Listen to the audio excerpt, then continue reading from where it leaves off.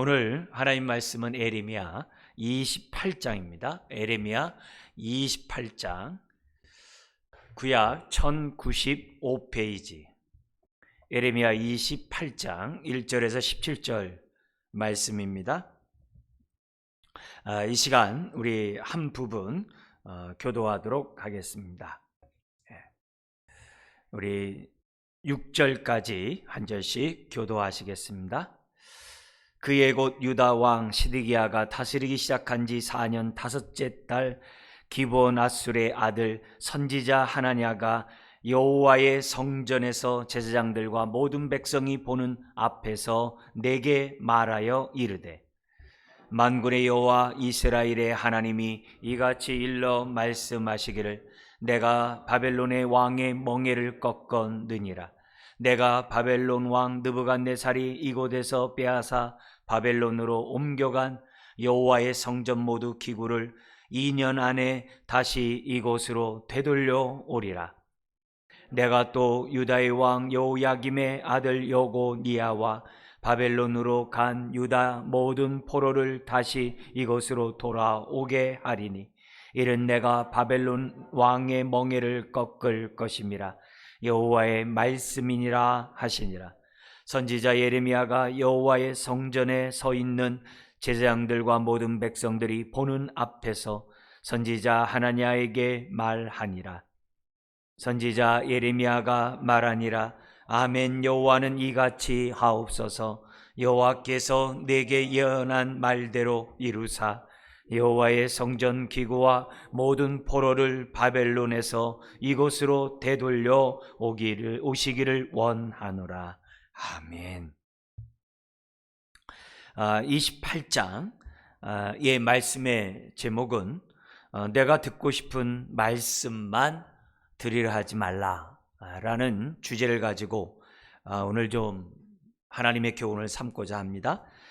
가장 중심되는 우리 세 가지 교훈은 다른 게 아니라 내가 듣고 싶은 말씀들이 있는데요, 내가 듣고 싶은 말씀과 다른 말이 자꾸 나에게 들려질 때 나는 어떻게 반응하는가, 또한 내가 선택해야 될 것들이 내 앞에 있는데 정반대 것이 놓여 있을 때 나는 그동안 어떻게 반응하면서 지금까지 왔는가 한번 좀 생각하는 시간이 되었으면 좋겠고요. 두 번째는 우리가 하나님의 말씀을 잘 들으려면 무엇보다도 내 마음이 옥토밭이 돼야 돼요. 그래서 내 마음 중심이 하나님을 사랑하는, 경외하는 그런 마음이 있어야 됩니다.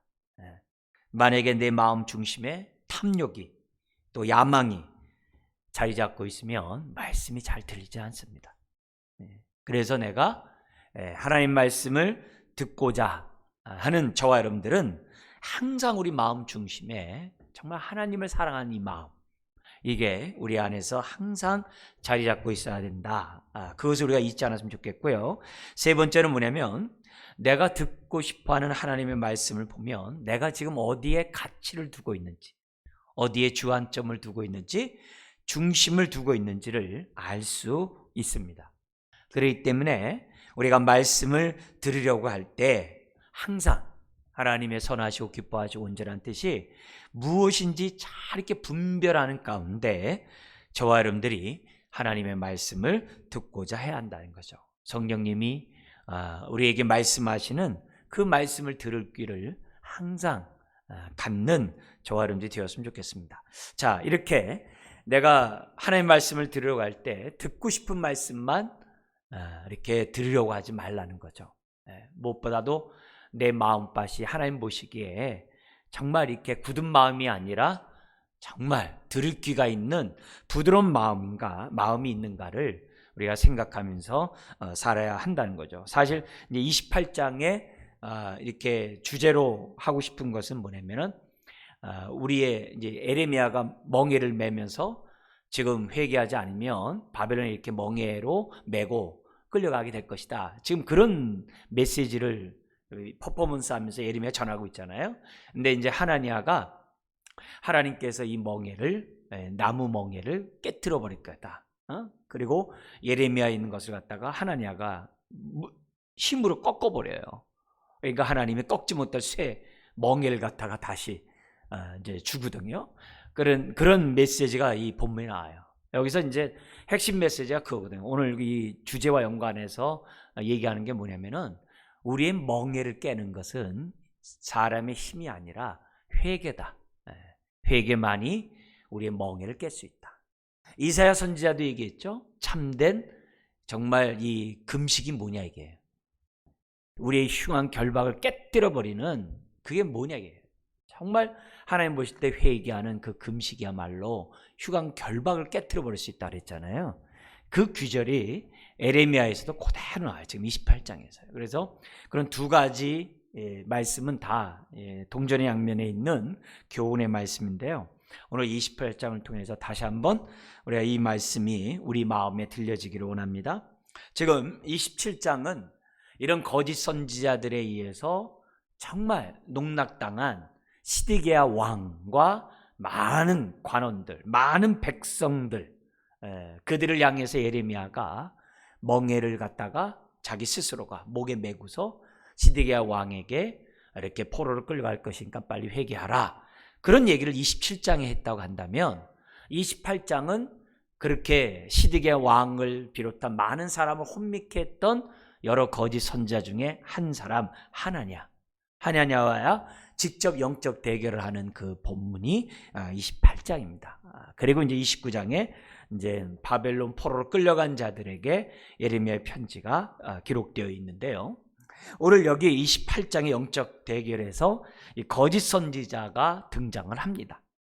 그러면서 이 거짓 선지자의 특징이 잠깐 이 네 가지로 오늘 본문의 내용을 미리 얘기한다면 첫 번째는 이거예요. 하나님 보내지 않았다 이게. 하나님이 그를 보내지 않았어요. 하나님으로부터 보냄을 받지 않았다는 거예요. 그러니까 하나님 말씀을 들어서 전한 게 아니라 자기 생각과 마음이 생각나는 대로 말했다는 거죠. 초점은 하나님으로부터 보냄을 받지 않았다. 두 번째는 그가 하나님 말씀을 인용해서 말하지만 그가 말하는 것은 사람이 듣고 싶은 말, 그리고 자기가 인기를 얻을 수 있는 그런 말을 예언한다는 거예요. 그래서 환경에 묻혀 있으면, 분위기에 묻혀 있으면 잘 분별이 안 돼요. 거짓 선지자의 말이 분별이 잘 안 돼요. 더구나 내가 힘들고 어려움 가운데 있으면 더더욱 안 돼요. 가려내기가 어렵다는 거예요. 세 번째는 이 거짓 선지자들이 그렇게 함으로써 사람들로 하여금 회개하고 하나님 앞에 설 수 있는 그 기회를 놓치게 만드는 자가 거짓 선지자의 특징이에요. 그 시기를 놓쳐버려요. 회개할 기회를. 그래서 네 번째로 거짓 선지자 자신만 아니라 다른 사람들까지도 멸망으로 인도하게 되는 정말 사탄의 이 괴계 중에 하나가 바로 거짓 선지자를 통해서 사람들을 미혹하는 것이다.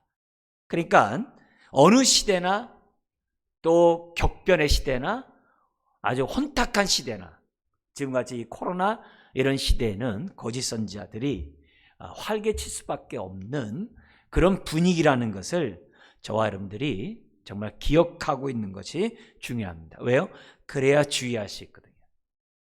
분위기나 환경이나 상황에 따라서 휘둘리지 않도록 조심하고, 이럴 때일수록 내가 듣고 싶은 말씀만 들으려고 하면 안 돼요. 하나님의 말씀을 들을 수 있는 정말 그런 마음밭들, 그것이 오늘 이 시대를 우리가 정말 잘 살아갈 수 있는 하나의 방법이라는 것을 28장은 우리에게 줍니다. 자, 그러면 그게 이제 세 부분으로 나눠지는데요. 첫 번째 부분 1절부터 9절, 예레미야와 거짓 선지자 하나냐의 영적 대결이 어떻게 이루어지는지를 보여줍니다. 때는 1절, 시드기야가 다스린 지 4년 5째 달. 27장은 시드기야가 다스리기 시작할 때, 그러니까 벌써 4년이라는 세월이 지나간 거죠. 누가 나오냐면 하나냐라는 자가 여호와의 성전에서 제사장들뿐만이 아니라 많은 백성들이 예배하러 나온 많은 백성들 앞에서 예레미야와 영적 대결을 합니다. 예레미야에게 뭐라고 아주 이제 말하냐면 2절 이하에 나옵니다만, 지금 하나니아가 많은 사람 앞에서 이렇게 겁 없이 예레미야 앞에서 큰 소리 땅땅 이렇게 칠 수 있는 그것은, 더구나 여호와의 이름을 빗대어서 당당하게 말할 수 있었던 것은 그 당시 사회의 분위기를 반영을 해요. 무슨 말이냐, 이미 27장에서 시드기야 왕에게 멍에를 메고서 예레미야가 이렇게 될 것이다, 회개 안 하면 바벨론에 이렇게 끌려갈 것이다, 정말 멍에를 메서 다 끌려가서 시드기야는 죽거든요. 그런데 그렇게 될 거다, 이런 말이 굉장히 그 당시 사회를 정말 이렇게 혼란하게 한 거예요. 파장을 일으킨 거예요. 근데 이 예레미야의 말은 시드기야뿐만이 아니라 자기 형제들 여호아스나 여호야김, 그의 아들 여호야긴, 이럴 때 할 때도, 심지어 자기 아버지가 나라를 통치하던 그 시절에도 예레미야가 선지 사역을 했거든요. 그때에도 회개하라는 이런 메시지를 많이 했단 말이에요. 그래서 예레미야의 말씀을, 예언의 말씀을 들을 때마다 이게 보통 불편한 게 아니에요. 껄끄러운 게 아니에요. 더구나 우상 숭배하고 있는 여호아스나 여호야김이나 여호야긴, 또한 시드기야 입장에서 보면은 더 듣기 싫은 거죠. 하다못해 요시야는 종교 개혁을 일으켰던 왕이었거든요. 네? 그래서 마지막 포로로 끌려가기 이전에 하나님이 준비시키게 하셨던, 정말 하나님의 정말 어떻게 보면 은혜의 기회였거든요. 거기서 은혜 받은 주일학교 아이들이 다니엘하고 에스겔이거든요.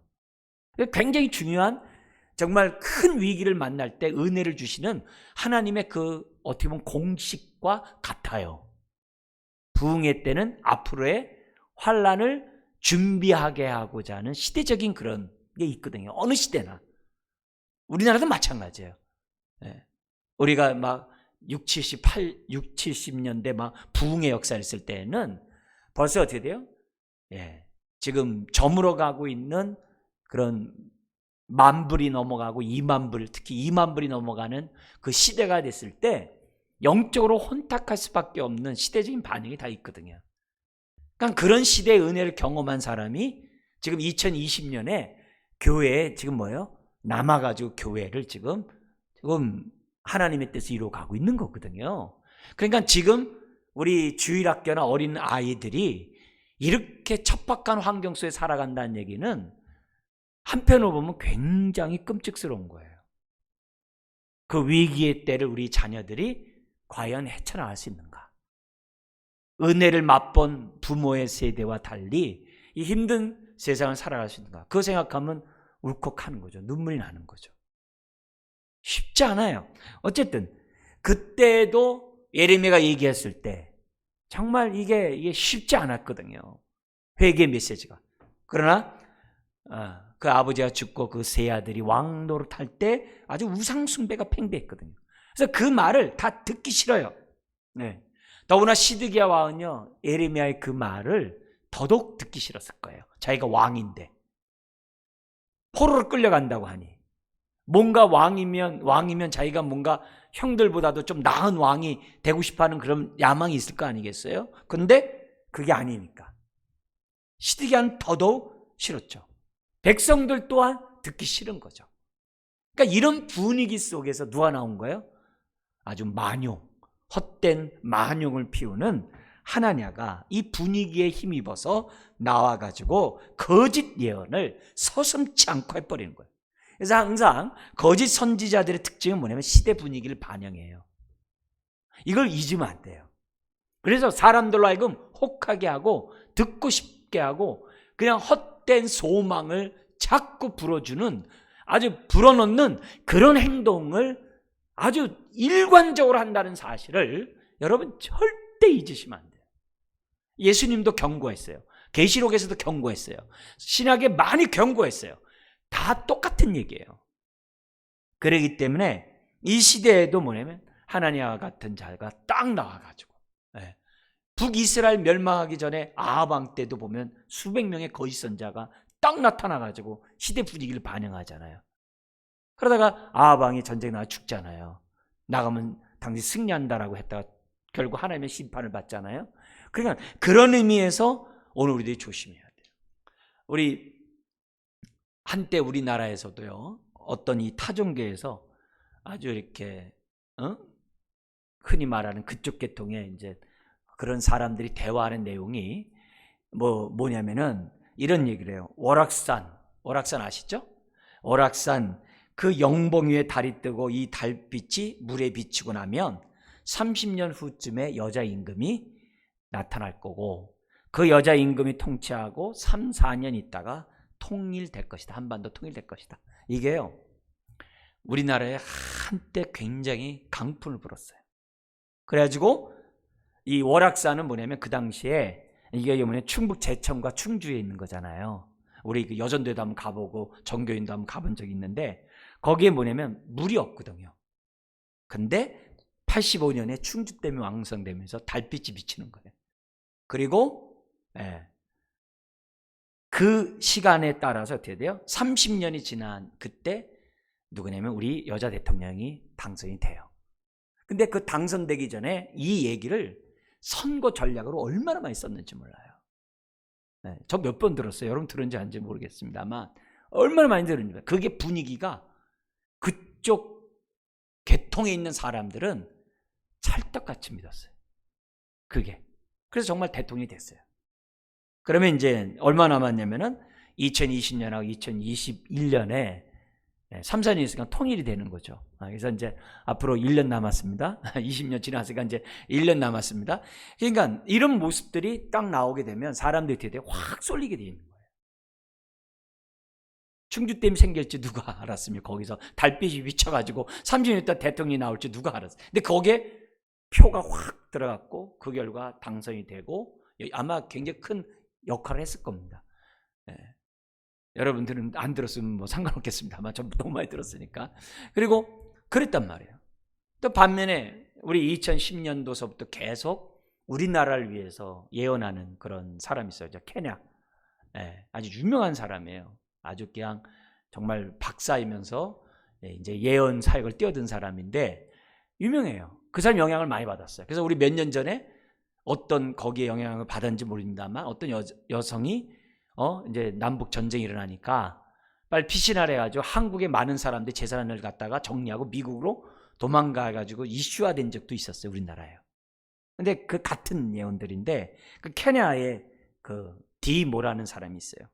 그 사람이 뭐냐면 하나님이 자기를 갖다가 남한으로 거기 있는데 남한으로 끌고 가가지고 남북 간의 그러한 전쟁이 일어날 것에 대해서 얘기하고 곧 일어날 것이고 그러면서 다니엘서 12장 1절에 있는 그 말씀 뭐냐면 그때 내 민족을 호위하는 큰 군주 미가엘이 일어날 것이며 또 환란이 있으리니 이는 개국 이래로 그때까지 없었던 환란일 것이며 그때 내 백성 중 책에 기록된 모든 자가 구원을 받을 것이다 하면서 해가지고 우리나라 사람들이 확 쏠렸어요. 2017년에 굉장히 있었어요. 그러니까 그런 모습이 그냥 웬만큼 유튜브 보면 뭐 다 나오는 거기 때문에 한 번만 보면 계속 연결되거든요. 그러니까 그렇게 했어요. 그러면서 자기는 메시아가 오는 것을 봤다. 그래서 하나님이 나를 경고의 나팔로 그래서 지금 뭐냐면 빨리 회개하고 주 맞을 준비를 하라 하면서 이 전쟁이 곧 일어날 것이라는 2010년, 2017년 막 그래가지고 우리나라 난리 났었어요. 정말 목회자로서 그런 유튜브에 그런 얘기들 우리 성도들도 많이 봤어요. 그거요. 저한테 막 얘기하고 그랬기 때문에 그러니까 이렇게 해가지고서 사람들의 마음을 현혹해 하는 이런 것들이 이게 옛날만 하나니아 시대만이 아니라 어느 시대나 다 있다는 거예요. 예수님도 그러셨어요. 그렇기 때문에 그 마지막 때 그것이 내가 정말 잘 들어야 되는 거예요. 들을 끼가 있어야 되는 시대를 저와 여러분들이 지금 살아가고 있다는 거예요. 우리나라는 이미 시한부 종말론에 한번 진통을 겪은 적도 있잖아요. 90년도 여러분 다 겪은 적도 있잖아요. 그러니까 이런 모습이 계속 파장을 일으키면서 지금 어떻게 돼요? 우리나라에 그 전도 그렇고 앞으로도 계속 있는 거예요. 다양한 모습으로 나타나가지고 선지자 노릇할 때 정말 우리는 정말 하나님 앞에서 성령이 말씀하시는 그런 말을 잘 듣고 분별할 수 있는 저와 여러분들이 돼야 돼요. 네? 혹하면 안 됩니다. 자, 그런 가운데 28장 우리 그 2절에서부터 4절에 하나님의 예언이 나옵니다. 이 예언은 당시 백성들이 듣고 싶어하는 그 소망에 따라 지금 뭐냐 예언을 한 대표적인 케이스입니다. 뭐라고 그러냐면 2절 우리 하나님 이렇게 얘기합니다. 만군의 여호와 이스라엘의 하나님이 이같이 일러 말씀하시기를 내가 바벨론의 왕의 멍에를 꺾어내라. 얼마나 듣고 싶은 말입니까? 이미 1차, 2차 포로로 끌려갔어요. 곧 이제 3차 포로로 끌려갑니다. 지금 바벨론의 압제 가운데 지금 살아가고 있는 그런 상황입니다. 근데 딱 나타나가지고서 지금 뭐냐 하나님이 바벨론 왕의 멍에 에레미야가 목에 차고 있는 그 멍에를 꺾어버렸다라고 딱 그러는 거예요. 그러니까 이거 얼마나 듣고 싶어하는 그런 말입니까? 심지어는 3절에 바벨론의 왕이 가져갔던 성전의 모든 기구를 다시 돌려놓겠다. 그것도 날짜까지 정해놔요. 기간을 2년 안에. 이 사람은 2년 동안 선지자 노릇하겠죠. 어쨌든 2년 안에 자기 생각해 볼 때 2년이면 될 것 같은 자기 나름대로의 그 분위기. 예. 당장 이게 아니라 2년. 그럼 2년 동안은 먹고 살겠죠, 자기가. 그렇게 돼요. 그리고 4절에 얘기하면 심지어는 왕으로 정말 살아서 끌려간 여호야김의 아들 여호야긴을 말해요. 이 사람이 바벨론 간 모든 포로와 동시에 다시 돌아오게 할 것이다. 그러면서 다시 반복을 해요. 이는 내가 바벨론 왕의 멍에를 꺾을 것임이라. 그것도 뭐예요? 여호와의 말씀이라. 에레미야가 했던 그 말씀 그대로 흉내를 내고 있는 그 모습이에요.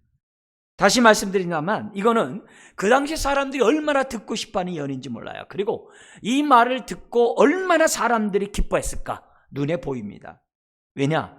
이들은 압제 가운데 있었기 때문에 기도했을 거예요. 하나님 살아계심을 보여주세요. 하나님 살아계심을 보여주세요. 하나님 응답해 주세요. 왕이 돌아오고 성전에 빼앗겼던 것이 다시 이렇게 돌아오고 바벨론을 갖다가 심판해 주십시오. 얼마나 많이 사람들이 기도했겠어요.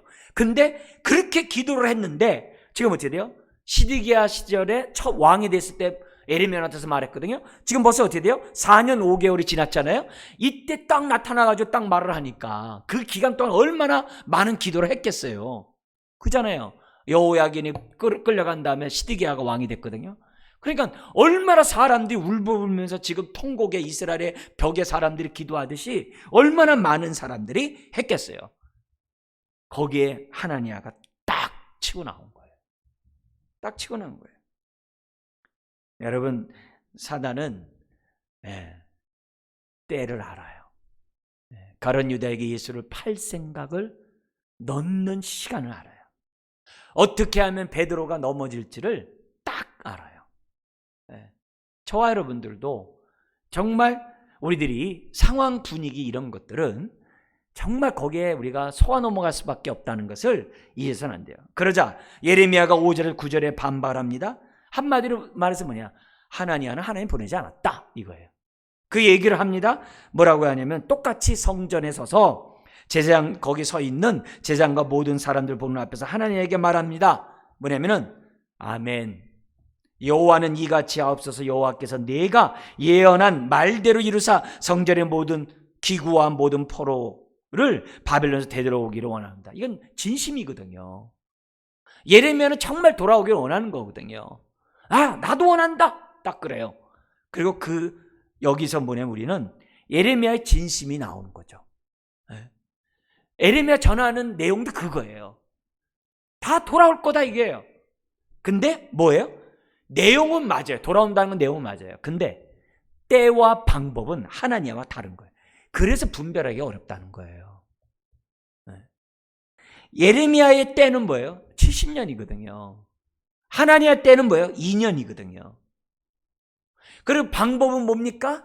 하나님은 하나님이 바벨론의 멍에를 깨뜨려 버린 거야, 하나님이. 근데 예레미야의 방법은 뭐예요? 회개하는 거예요. 그 방법이 다르다는 거예요. 그러니까 하나님은 하나님의 사랑과 하나님의 능력만을 강조해요. 이거는 하나님은 하나님의 마음과 뜻을 모르고 무조건 축복을 축복의 말씀만 전했다는 거죠. 그래서 우리가 신앙생활 할 때 양극단을 조심하고 한쪽 치우치는 걸 조심해야 돼요. 하나님은 공의와 사랑의 하나님이면 같이 가야 돼요. 하나님의 심판, 진노와 긍휼은 같이 가야 돼요. 따로 가면 안 돼요. 진노 중에서도 긍휼을 잃지 않는 하나님이세요. 공의 중에서도 사랑을 베푸시는 하나님이세요. 이걸 같이 가야 되는데 양극단으로 가거나 한쪽으로 치우치는 것은 굉장히 위험한 신앙이라는 것을 이러면 속기 좋아요. 너무 사단이 우리 자신들을 속이기를 너무 쉬운 거예요. 그렇게 지금 뭐예요? 지금 뭐냐면 예레미야가 우선 딱 얘기를 해요. 나도 원한다. 그래서 때와 방법이 굉장히 중요하다는 걸 알려주는 거예요. 알려줘요. 그러면서 뭐냐면 7절부터 9절에 얘기합니다. 특히 우리 9절 같이 한번 읽겠습니다. 그러나 너는 내가 내 귀와 모든 백성의 귀에 이르는 이 말을 잘 들으라. 그러면서 8절 제가 읽어드리겠습니다. 나와 너 이전에 선지자들이 예로부터 많은 땅들과 큰 나라들에 대하여 전쟁과 재앙과 전염병을 예언하였느니라. 그렇게 얘기를 해요. 이미 나나 너 이전에서부터 했다는 거예요. 그러면서 뭐냐면은 하나님에게 얘기합니다. 평화를 예언하는 선지자는 그 예언자의 말이 응한 후에야 그가 진실로 여호와께서 보내신 선지자로 인정받게 되리라. 이 말은 역설적으로 너는 하나님 보낸 자가 아니라는 거예요. 여러분, 평화를 예언하는 선지자는 이처럼 시험의 때, 위기 때, 변난의 때 많이 나타나요. 왜요? 아까 처음에 뭐라 했어요? 사탄이 같이 멸망시키려고. 이게 회개할 기회를 주지 않으려고 그렇게 하는 거죠. 그래서 사실 선지자가 책망하는 회개의 선지자가 있다는 얘기는 그만큼 그 시대가 어둡다는 거예요. 평안할 때는 이렇게 선지자들이 잘 안 나타나요. 위기 때 선지자들이 나타나요. 근데 그때 평화를 말하는 선지자가 있고 뭐예요? 재앙을 말하는 선지자가 있다는 거예요. 근데 그때 우선적으로 우리는 평화의 말에 귀가 쫑긋하지만 의지적으로도 뭐냐면 하나님 그것보다는 재앙을 말하는 선지자의 말에 더 귀를 기울이게 해주세요라고 의지적으로 내가 훈련하는 게 중요해요. 근데요, 요걸 또 사단이 알고요, 거기서 또 뭐야? 재앙을 말하면서 두 가지가 나와요. 하나는 뭐라 했어요? 아까 진노 속에 긍휼을 같이 들어가게 하시는 분이 하나님이라 했잖아요. 근데 진노만 얘기해요. 이것도 잘 분별해야 돼요.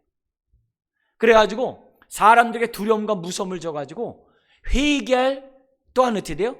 마음을 주지 않고 그렇게 말하는 사람의 종이 되게 하는 거예요. 이게 이단이에요. 이게 대표적인 이단들이에요. 자기에 속한 사람으로 만들어버리는 거예요. 그래서 두려움의 영에 빠지게 해요. 속박의 영에 빠지게 해요. 여러분, 하나님의 진노를 전하는 그곳에는 긍휼함이 들어가야 돼요. 오늘 저와 여러분들이 이 얘기는요, 일상생활 속에서 평소에 훈련하는 게 중요해요. 사람들에게 말을 할 때 비판하고 정죄하고 판단을 이렇게 잘하는 성격을 갖고 있는 사람이 있고, 이해와 용납과 용서와 이렇게 정말 뭔가 품어서 잘 되게 하고자 하는 사람들이 있어요. 사람들마다 말할 때마다 콕콕 찌르는 사람이 있고 위로를 주는 사람이 있어요. 여러분, 콕콕 찌를 때마다 조심하셔야 돼요. 내가 그렇게 얘기하면서 그 사람이 잘 되기를 바라는 마음에서 내가 긍휼이 같이 가는 가운데 지적하는 건 그거는 하나님이 기뻐하세요. 근데 긍휼 없이 콕콕 찌르면요, 사단에게 콕콕 찌를 수 있어요. 그게 당할 수 있어요. 그거 조심하셔야 돼요. 그러니까 평소에 훈련하셔야 돼요. 정말 평소에 훈련하셔야 돼요. 그래서 우리들이 마음속에 이렇게 겸비한 마음을 항상 우리들이 갖는 게 중요해요. 그래서 종말의 때 뭐예요? 두려움을 잔뜩 줘가지고 어떻게 돼요? 그럼 어떻게 해야 돼요? 어떻게 해요? 내 말대로 해야 하느니라 하면서 어떻게 돼요? 싹 사람들을 저인만 끌어가듯이 어떻게 돼요? 그냥 막 다 끌고 가는 거야, 사람들은. 어디로? 같이 멸망의 구덩이로. 이거는 종말의 때 끊임없이 나오는 모습들이에요. 그러니까 어려운 일이 있을 때 평화에 좋은 말하는 사람들의 말보다는 회개하라고 하는 그런 말에 더 귀를 기울여야 되고, 그리고 그 안에서도 사이클을 딱 조정을 해야 돼요. 그 안에 긍휼함이 있는가? 그 안에 긍휼함이 없는가? 거기까지 해야 사단이 기겁하고 일곱 길로 도망가는 거죠. 그렇지 않으면 사단이 갖고 노는 거예요. 갖고 노는 거예요. 그런 의미에서 우리가 위기 때 자기 종으로, 두려움의 종을 되게 해가지고 자기에 끌어당기는 사람이 조금이라도 보이면 뒤도 돌아보지 않고 돌아설 수 있는 그런 훈련들을 하는 것이 중요해요. 그래서 내 자신에서부터 항상 말을 할 때 항상 정죄, 비판은 그 속에 그 사람을 살리기 위해서 사랑하는 마음으로 하느냐 안 하느냐. 만약에 없다 그러면 입 다물어야 돼요. 제 갈로 입을 딱 다무는 게 저와 여러분들에게 유익이에요. 그래서 목회자는 일시적인 위로보다는 근본적으로 하나님 앞에 설 수 있는, 정말 하나님 앞에 잘 살아갈 수 있는 그런 말씀을 전하는 것이 목회자가 돼야 되는 거예요. 그래서 사람을 기쁘게 하려 하나님을 기쁘게 하라. 자기 경험보다는 하나님의 뜻과 마음을 전하는 게 중요해요. 왜냐하면 목사가 히브리서 13장에 보면 하나님 앞에서 양들을 맡겨놓고 하나님이 결산하신대요. 성도들을 맡겨놓은 곳에서 결산하신대요. 아무개 성도에 대한 너의 목회 점수는 몇 점이다, 아무개 성도에 대한 몇 점이다 하면서 계산하신대. 회개하신대. I가 아니라 이해해가지고 회개하신다라고 되어 있거든요. 그러니까 목회자들이 정말 단단한 음식을 먹을 수 있도록 해야 될 사명이 있는 거고, 성도들은 어떻게 돼요? 평소에 잘 들을 수 있는 훈련을 하셔야 돼요. 성도들은. 그래서 히브리서 5장에 있는 것처럼 지각을 사용함으로 연단을 받아 선악을 분별할 수 있는 자가 되도록 평소에 훈련해야 돼요. 고린도전서 3장에 있는 것처럼 성령의 인도를 받는 훈련을 평소에 하셔야 돼요. 그러려면은 우리 마음밭이 늘 옥토밭이 되어야 되는데요. 옥토밭이 되기 위해서는 우리 최근에 전했던 말씀과 연관해서 영광을 봐야 돼요. 어떤 영광이요? 독생자의 영광을 봐야 돼요. 정말 독생자의 영광, 아버지의 독생자의 영광을 봐야 돼요. 그리고 거기에 또 하나 영광이 있어요. 교회의 영광을 봐야 돼요. 그 두 가지를 봐야지만 잘 들어요. 잘 들어요. 그래서 그런 자들은 지속적으로 자라가고 하나님의 형상을 닮아감으로 분별이 되는 거죠. 예레미야는 조금도 눈 하나 깜빡하지 아니하고 하나님에게 너는 하나님 보낸 자가 아니다, 딱 그러는 거예요. 나도 내 포를 끌려간 자가 돌아온 걸 나 간절히 원한다. 오해하지 마라. 나 원한다. 원한다. 그 얘기하는 거예요. 오해하지 말라. 왜냐면 자칫 잘못했던 사람들이 저 예레미야 오는 거 원치 않나 보다 이렇게 생각할 수 있잖아요. 맨 회개만 하라고 그러니까. 나 원한다. 그러나 때와 방법은 하나님의 방법이 아니라 하나님의 방법으로 하나님의 때에 해야 한다는 것을 우리에게 보여줘요. 그래서 우리가 종말을 살아가는 저와 여러분들이 이 때와 방법이 너무 중요한 거예요. 내용보다도. 내용도 중요하죠.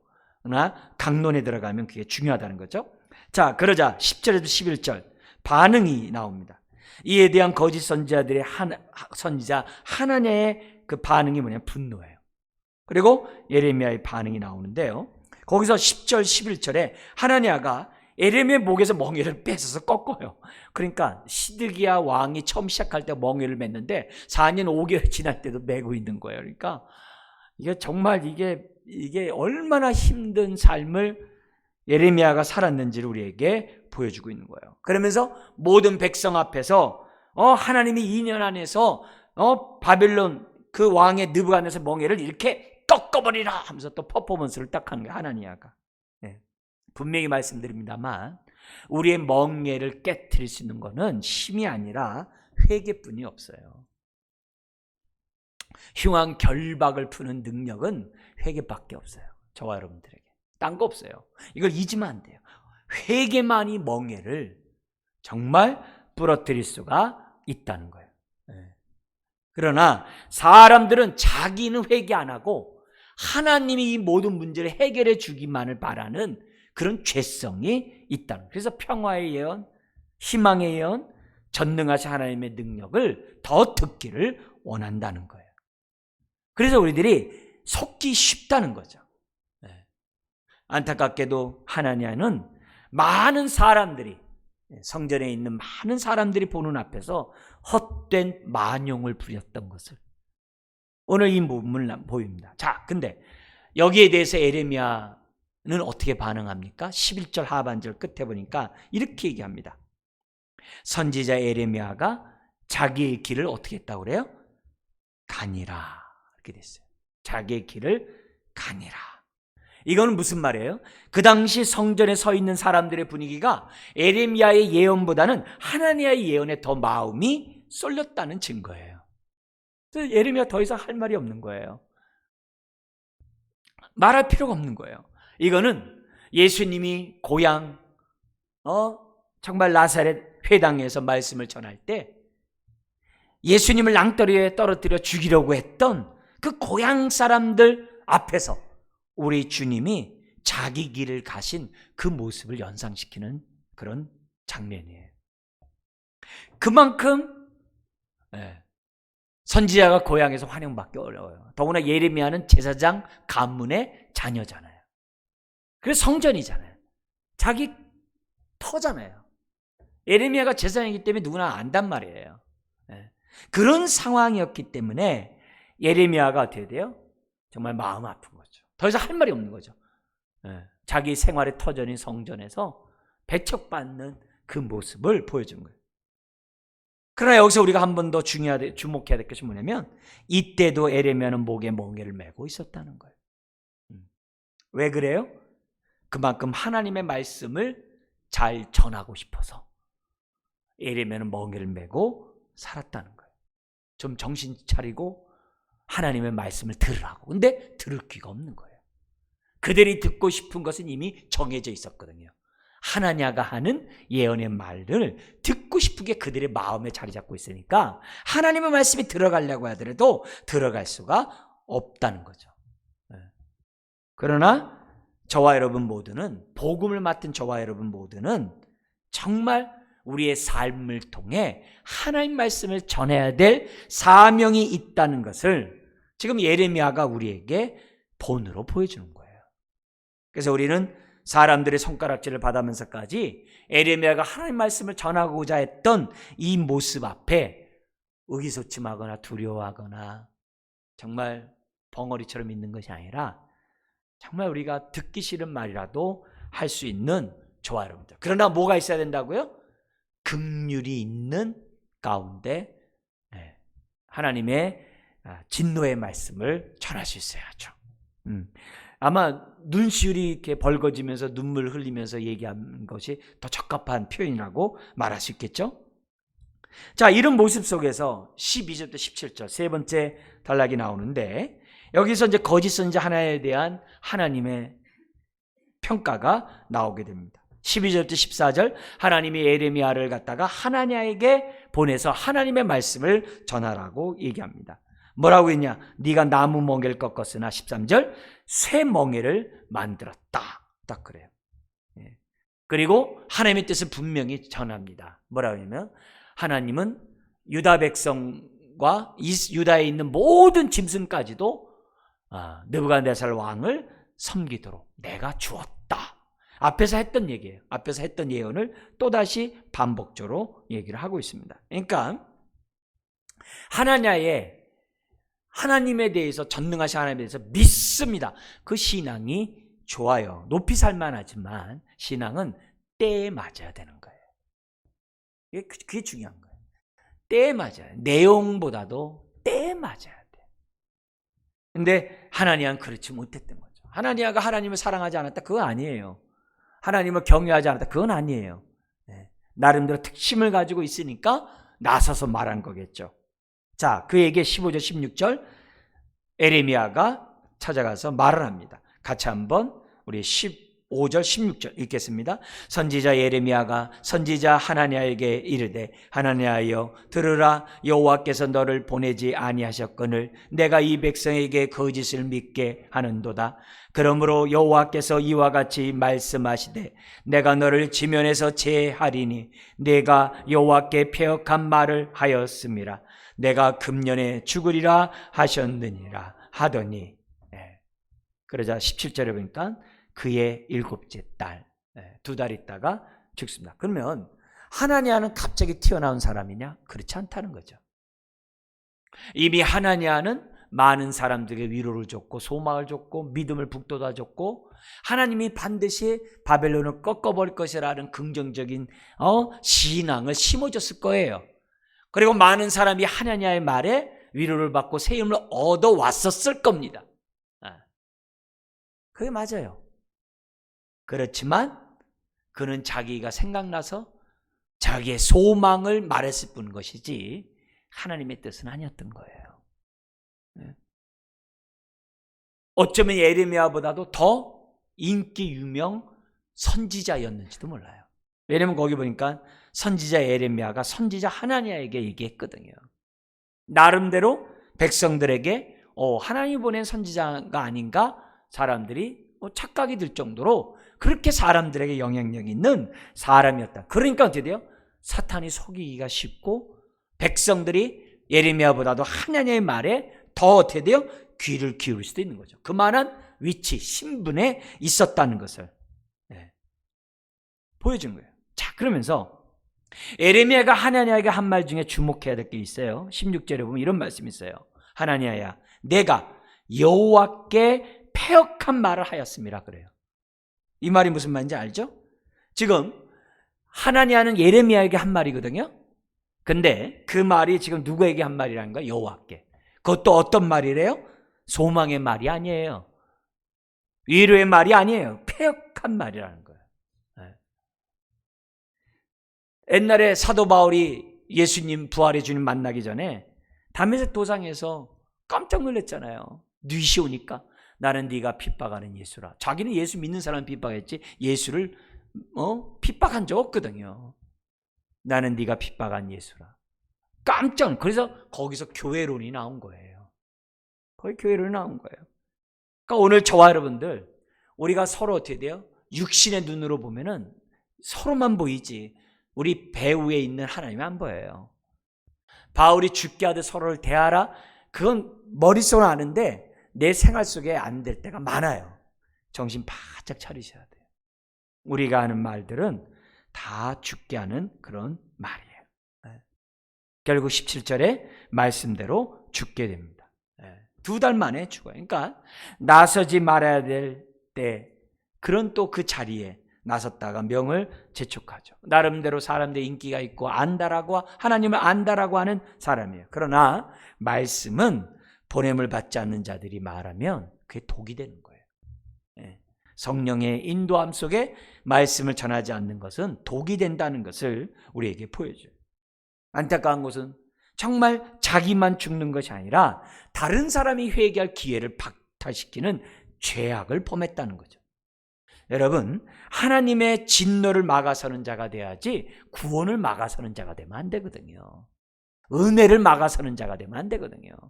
진노를 막아서 가지고서 회개케 해야지 그걸 갖다가 박탈시켜 가지고 구원을 막아서 버리는 그런 악을 행하면 안 되는 거거든요. 더 큰 문제는 유다 백성이, 그 많은 유다 백성이 예레미야의 말보다도 누구 따른 거예요? 하나님의 말을 따른 거예요. 2명의 정탐꾼의 말보다도 10명의 정탐꾼의 말을 사람들이 따른 거예요. 왜요? 그들 중심에 그들이 듣고 싶어하는 말들이 있었던 거예요. 하나님의 말 음성보다도 자기가 듣고 싶어하는 말이 있었던 거예요. 그건 뭐예요? 축복이에요. 그건 번영이거든요. 그건 잘 되는 거거든요. 그건 덕담이거든요. 그게 아니라 우리가 정말 예레미야의 말씀도 듣고 우리가 강단에서 전파되는 하나님의 말씀 들을 때 그 말씀을 잘 들어야 돼요. 공개적으로 공적으로 설교하는 내용들은 잘 들으셔야 돼요. 시대를 우리가 이렇게 분별하는데 도움이 되는 하나님의 말씀이라는 것을 생각하셔야 돼요. 사적이 아니라 공적 예배에서 전파되는 내용들을 잘 들으셔야 돼요.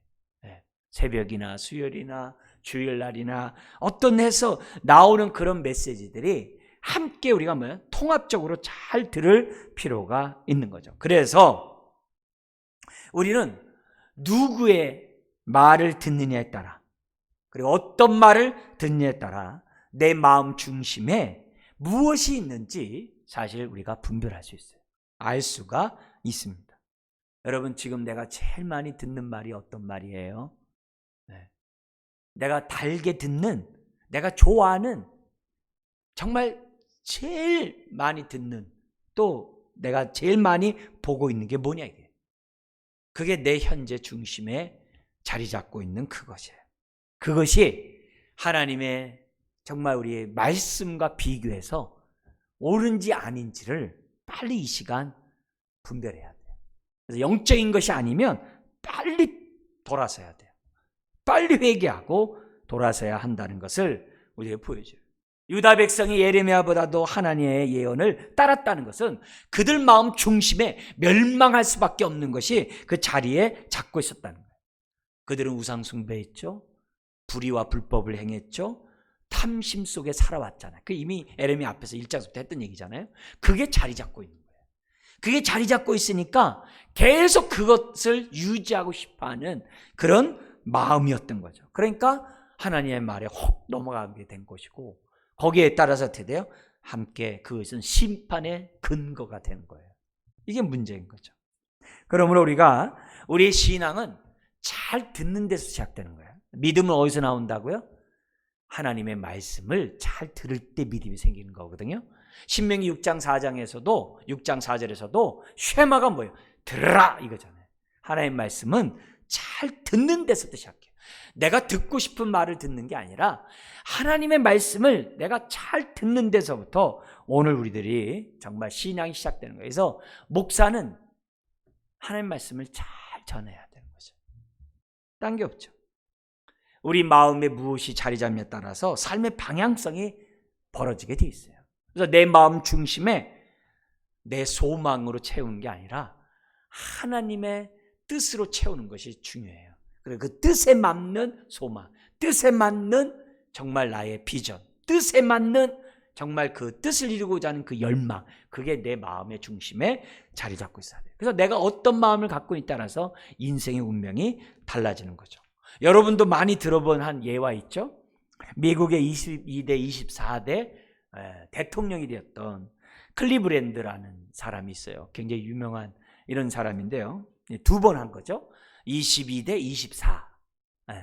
그게 두 번 했던 이런 사람인데, 왜 이 사람이 유명한 예화가 되냐면은 이 남북 전쟁 때 이제 살아납니다. 그래서 자기 이제 이 고향 이 친구랑 같이 이제 고향에 이제 돌아온 거예요. 살아서 돌아온 거예요. 그 전쟁통에. 그러니까 얼마나 기쁘겠어요. 그 전쟁통에 아무것도 즐기지도 못하고 막 그랬잖아요. 근데 같이 오면서 둘이서 친구하고 뭐냐면 우리 한번 아주 실컷 우리 한번 술도 먹고 뭐 마음껏 한번 놀아보자고. 그래서 의기투합해가지고서 이제 술집을 이제 찾아갔다고 합니다. 술집을 찾아가는데 돌아온 축하 기념 파티로 이제 찾아가는데 그 교회 옆에 뭐냐면 그 술집 옆에 아주 작은 남루한 교회가 있었다고 합니다. 저도 어렸을 때 교회당 앞에 뭐냐면 이번 주 하나님의 말씀 본문과 제목을 썼던 저 기억이 있었어요. 저 어렸을 때 보면은 청년 때 그런 게 있었어요. 교회마다. 근데 그때도 마찬가지. 거기에 뭐냐면 그 주일 예배 설교 제목이 그 앞에 딱 있었던 거예요. 그 주일 설교 예배가. 근데 술집으로 지나가면서 작은 교회 이렇게 딱 보니까 설교 그게 제목이 있었던 거예요. 그게 뭐였냐면 죄의 대가는 사망이라. 그 성경 말씀이 거기 딱 이렇게 들어있는 게 주일날 설교 제목이에요. 근데 그걸 보는데 갑자기 청년 마음에 읍질태가지고 그 친구한테 얘기를 했다는 거예요. 야, 우리 오늘 도박장 이렇게 술집 이런 데 가지 말고 교회 가서 우리 한번 돌아온 것에 대해서 감사하면서 예배 드리는 게 좀 어떠냐? 그러니까 이 친구가 말도 안 되는 소리 하지 말라고 그러면서 옥신각신 하다가 그 친구는 도박장 술집으로 가버리고 이 사람은 교회로 갔다는 거예요. 네. 그리고 나서 이제 30년이 지나요. 한 종신형 죄수가 감옥에서 그 소식을 듣고 펑펑 우는 거예요. 네. 한 종신형 죄수가 뭐라고 했냐면 그때 뭐냐면 이제 대통령으로 당선이 딱 된 게 이제 소문이 딱 난 거예요. 그러니까 이 사람이 30년 전에 내 친한 친구였는데 그는 대통령이 되고 나는 종신형 죄수가 되었구나 하면서 펑펑 우는 그런 일화가 있어요. 그래서 정말 후회의 눈물을 흘리며 그는 방탕하게 살아왔던 지난날의 삶에 대해서 정말 후회했던 그런 일이 있었다는 거예요. 여러분, 정말 많은 선택들을 우리가 수없이 해가면서 지금까지 이렇게 와요. 오늘도 우리가 신앙생활 하면서 수요일날 예배드리러 오는 것도 선택이잖아요. 그잖아요? 하루하루 우리가 살아가는 이런 부분들도 다 어떻게 보면 선택의 연속이거든요. 그런데 왜 우리가 이렇게 예배를 소중히 여기고 왜 하나님 말씀을 정말 듣는 걸 우리가 정말 중심해야 된다는 얘기를 왜 해요? 올바른 선택을 하기 위한 거거든요. 네. 사탄은 나를 알고 그릇된 선택을 하도록 제2의 하나냐를 계속 보내거든요. 여기도 하나냐 저기도 하나냐 저기도 하나냐가 계속 우리들에게 오거든요. 오늘 우리가 예레미야의 예언의 말씀을 우리는 들어야만 하는 거죠. 여러분, 누가 진짜냐 가짜냐 시간이 지나면 다 드러나요. 예레미야가 진짜냐 하나냐가 진짜냐 시간이 지나면 다 드러나요. 아닌가 다를까 2년 안에 바벨론이 돌아오지를 못해요. 네, 돌아오지 못해요. 그러면 하나냐의 예언의 메시지가 거짓인 줄 알 거 아니에요. 왜냐면 시드기야는 그 이후도 더 이 하나님가 죽은 다음에도 더 했으니까. 근데 회개도 안 해요. 왜냐면 여러 거짓 선지자 중에 한 사람인 거죠. 한 사람인 거죠. 그러니까 오늘 우리가 예레미야 이런 모습을 보면서 뭐냐면 지금 당장 내가 힘들어도 우리는 정말 예레미야처럼 하나님 말씀대로 살고자 해야 되고 무엇보다도 예레미야가 전하는 이 말씀을 들을 수 있는 그런 마음밭을 저와 여러분들이 가져야 되겠다. 그러려면 내 마음 중심에 하나님을 사랑하고 정말 하나님의 말씀대로 내가 순종하며 살겠다고 하는 그런 결단, 그런 각오만큼은 오늘 저와 여러분들이 분명히 하셔야만 하는 거죠. 그래서 내가 지금 이 수요일날 이 시간에 예배 드리면서 기도하고 그럴 텐데 내가 주님으로부터 듣고 싶어하는 말이 뭔가. 근데 그것이 하나님의 선하신 뜻과 일치하는지 일치하지 않는지 우리가 분별할 수 있는 분별의 영을 달라고 우리는 기도해야만 하는 거죠. 그래서 내가 정말 하나님의 말씀이 선포될 때 또 내가 성령님이 나에게 주의 말씀을 기억나고 생각나게 할 때 주여 거기에 따라서 내가 내 현실을 볼 수 있는 그런 안목과 능력을 달라고 그래서 후회 없는 선택을 하고 후회 없는 삶을 살아갈 수 있는 인생이 될 수 있도록 우리가 이 밤에 기도해야 될 줄 믿습니다. 나는 지금 어떤 말씀을 듣기를 원하는가 한번 생각하는 이 시간 되시기를 주의 이름으로 축원합니다. 기도하겠습니다.